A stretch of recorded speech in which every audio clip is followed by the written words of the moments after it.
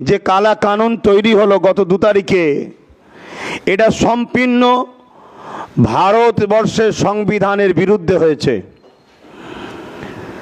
আমাদেরকে ভাবতে হবে, আমাদের দেশের মাথায় যারা বসে আছে, যারা জনগণের ভোট নিয়ে সংবিধানের শপথ নিয়ে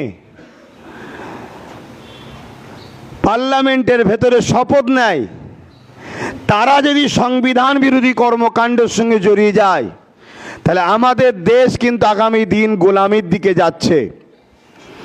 তাই দেশের সংবিধানকে যেমন বাঁচানো আমাদের পূর্ণাঙ্গ দায়িত্ব আছে দেশের নাগরিক হিসাবে, ঠিক তেমনি ওয়াকফ সম্পদ এটা আমাদের বাপদাদাদের দানকৃত ব্যক্তিগত সম্পদ। এ সম্পদে ইংরেজরাও হাত দিবার সাহস পায়নি। এ সম্পদে বিগত দিন কংগ্রেস বা আরও যারা গভর্নমেন্ট হয়েছিল তারা কেউ হাত দিবার সাহস পায়নি।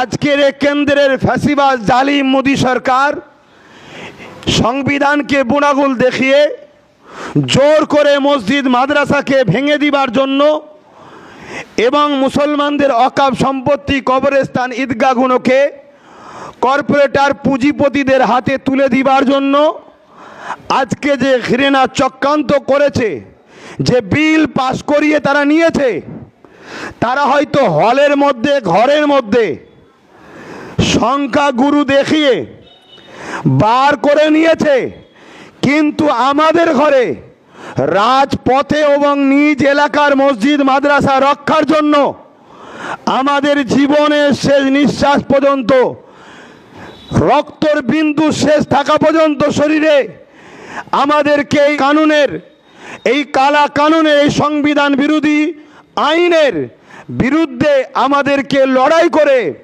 সংবিধানকে যেমন বাঁচাতে হবে, তেমন আমাদের মসজিদ মাদ্রাসা কবরস্থান ঈদগাহ খানকা, আমাদের ঐতিহ্য, মুসলমানের সম্পদ, ভারতবর্ষের বুকে আমরা যে আছি, এই যে ঐতিহ্য, এটাকে বাঁচাবার জন্য আমাদের ঘরে সর্বদিক দিয়ে লড়াই করতে হবে। এতে আপনারা কি প্রস্তুত তো নাকি? জোরে বলুন, প্রস্তুত তো নাকি? আমরা যেমন দেশের জন্য কথা বলবো, দেশের জন্য জান মাল প্রয়োজন যতটা হবে সবটাই কুরবান করব, করেছি, আগামীতেও করব। মানুষের সেবায়, মানুষের জন্য, মানুষের হয়ে নিজেদের জীবনকে আমরা লাগাবো। কিন্তু মনে রাখবেন, দেশ ও মানুষকে ভালোবাসার শিক্ষা দিচ্ছে আমার ধর্ম ইসলাম।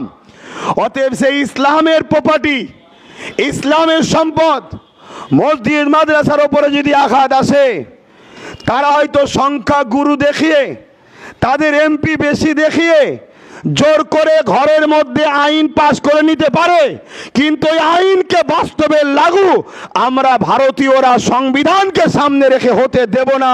এটা আমরা অঙ্গীকারবদ্ধ হচ্ছি, তাই তো নাকি?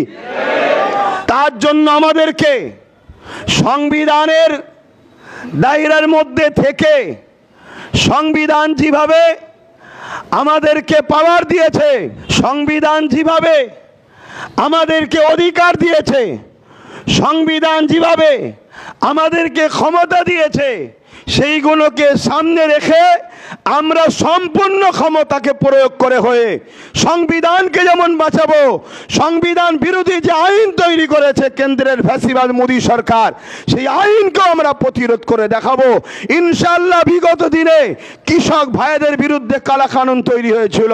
কৃষক ভাইরা হরিয়ানা থেকে শুরু করে একটা রাজ্য থেকে, বিশেষ করে বিহার, হরিয়ানা, কি বলে, পাঞ্জাব থেকে শুরু করে আজকে সে কালা কানুনকে কেন্দ্র সরকার প্রত্যাখ্যান করতে বাধ্য হয়েছে।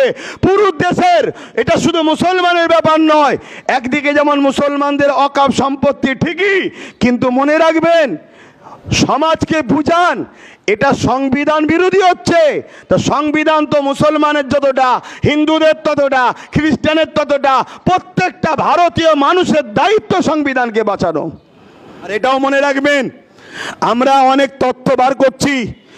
আপনারা যাদেরকে ভেবেছিলেন যে বিজেপিকে রুকার জন্য অমুক অমুককে দরকার আছে, তারা ওই দিন বিধানসভায়, পার্লামেন্টে যে কি করেছে, এটাও আমাদের দেখার একটু দরকার আছে না নাই?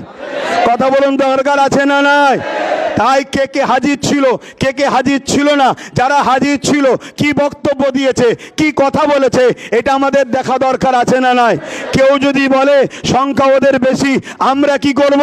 মনে রাখবেন, জনগণ অনেকে বলছে যারা হাজির ছিল না বা সংখ্যা বেশি দেখে সরে গিয়েছিল তাদের ব্যবস্থা জনগণ পাবলিক নেবে। প্রয়োজন হয় পাবলিক আগামী দিন জুতো পর্যন্ত ছুটবে, এরকমও খবর পাওয়া যাচ্ছে। কেন? কার সংখ্যা বেশি দেখার দরকার নয়, আমাদের দেখার দরকার তোমাকে আমরা পাঠিয়েছি কি করতে, তুমি আমাদের সমস্যা হলে কথা বলবে, ঠিক না বেটি? এই পশ্চিম বাংলায় কোনো সমস্যা হলে একটা নওশাদ যদি কথা বলতে পারে, তোরা এতগুলো মিলে কি ঘাস কটলি, সেটা আমাদের দেখার দরকার আছে না নাই? জনগণ দেখার দরকার আছে না নাই? তো সেই জায়গাতে আমাদেরকে এই খবরটাও নিতে হবে, এই বিষয়টাও আমাদেরকে জানতে হবে। হ্যাঁ, আমি আবার বলছি, আগামী দিন যদি সত্যিকারের কেউ যদি সর্বদিক দিয়ে রাজ্য ও সেন্টার উভয় জায়গার ওয়াকফকে উদ্ধার করার জন্য যদি এগিয়ে আসে, আমরা আহলে সুন্নাত ওয়াল জামাত তাকে সাপোর্ট পূর্ণাঙ্গ করব। আপনাদের মতামত কি? আর একটা পয়েন্ট যেটা বললাম মাথায় রাখবেন, একটু চোখ খুলুন। আমরা যাদেরকে মনে করেছিলাম বিজেপি রুখতে গিয়ে ইনাকে দরকার, আর এবং উনি বলেছিলেন কিছুদিন আগে, দেখলেন না, রেড রোডে গিয়ে বলল মুসলমান তোমাদের জন্য আমি সব করব, তোমাদের কোনো নিরাপদ নেই। তাহলে আমাদের খোঁজ লিয়া দরকার, মুসলমানের বিরুদ্ধে কালা কানুন তৈরি হচ্ছিল, সে ব্যক্তি তখন কি করছিল জানা দরকার আছে না নেই? তাহলে এরা কত বড় যে ধোকা দিচ্ছে আমাদেরকে, এটা বুঝতে হবে। এখনো সময় আছে, এখনো সময় আছে। আমি আলোচনা করছিলাম গত রাত্রিরে নওশাদের সাথে যে রাস্তায় যেমন আন্দোলন হবে, রাজপথে যেমন আন্দোলন হবে, প্রয়োজন হয় আলোচনা করো। অলরেডি ও তখন বললাম আমি আলোচনা আগিয়েছি এবং আমি বলেছি তুমি তাহলে তৈরি হও, আমরা আইনের লড়াইটাও, জোরে বলুন। তাহলে আমাদেরকে জাগতে হবে, বুঝতে হবে, দেখতে হবে। কেন্দ্র সরকার এত ভয়ঙ্কর আইনটা তৈরি করছে, তার মধ্যে একটা পয়েন্ট দিয়েছে, যারা ওয়াকফ করবে, আল্লাহর রাস্তায় দান করবে, তাকে প্র্যাকটিক্যাল মুসলিম হতে হবে। সেই যে মুসলিম, সে প্র্যাকটিস করেছে, প্র্যাকটিসিং মুসলিম হতে হবে। কথা বুঝে আসছে? এবং 5 বছর সে ধর্ম প্র্যাকটিস করছে, এটা প্রমাণ করতে হবে। এই প্রমাণটা নেবে কে? জেলার যারা কালেক্টর তারা। তা জেলার কালেক্টর সে ইসলাম সম্বন্ধে বোঝে? সে তো নিজেই অমুসলিম, তা সে বুঝবে কি করে? তা সে দেখা যাবে আমাদের এই চাচাকে, মুরব্বিকে এতদিন ফুরফুরে আসার পরে বললো তুমি মুসলমানই এখন নয়। কোনো ইমামকে ডেকে বলবে এই ইমাম চলবে না, কেন মুসলমান নয়। মানে যা খুশি করতে চাইছে, এ থেকে আমাদের বুঝতে কি অসুবিধা আছে? সবচেয়ে বড় বিষয় হচ্ছে আরও যত ধর্মীয় ট্রাস্ট আছে, হিন্দু ভাইদের, জৈন ভাইদের, শিখ ভাইদের, পার্সি ভাইদের, প্রত্যেকটা ট্রাস্টের যে বডি হয়, সে বডিতে লেখা আছে, যেমন হিন্দু ভাইদের বডিতে লেখা আছে শুধুমাত্র হিন্দু ভাইরাই থাকবে, অমুসলিম বা অহিন্দু তারা কেউ থাকতে পারবে না। তাহলে ঠিক ওয়াকফ সম্পত্তি তো এটা হওয়া দরকার আছে না নাই? আর এটাই রয়েছে, মুসলিমরাই থাকবে। কিন্তু আজকে কেন্দ্র সরকার বড় ছলে বলে কলে কৌশলে সেখানে শর্ত করে দিচ্ছে যে অমুসলিমদের ঘরে রাখতে হবে। এর পরিকল্পনাটা কি বুঝতে পারছেন না? এর পরিকল্পনা তো একটাই, আমাদেরকে আগামী দিন এই ভারত থেকে তাড়াবার প্ল্যান করবে, যেটা মায়ানমারে করেছিল। এর থেকে আর কত বিষয় আপনাদেরকে বলবো।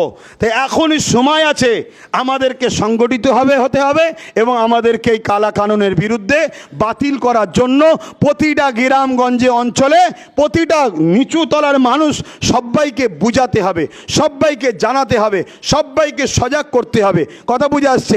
অনেকে বলছে যে ওয়াকফ জায়গা, এয়ারপোর্ট আছে ওয়াকফ জায়গা, রেল আছে ওয়াকফ জায়গায়, বিভিন্ন অফিস আছে ওয়াকফ জায়গায়, বিভিন্ন কি বলে সরকারি দপ্তরে ওয়াকফ জায়গায়, অতএব সে কোনো সরকারের। আরে আমরা অস্বীকার করছি কোথায়?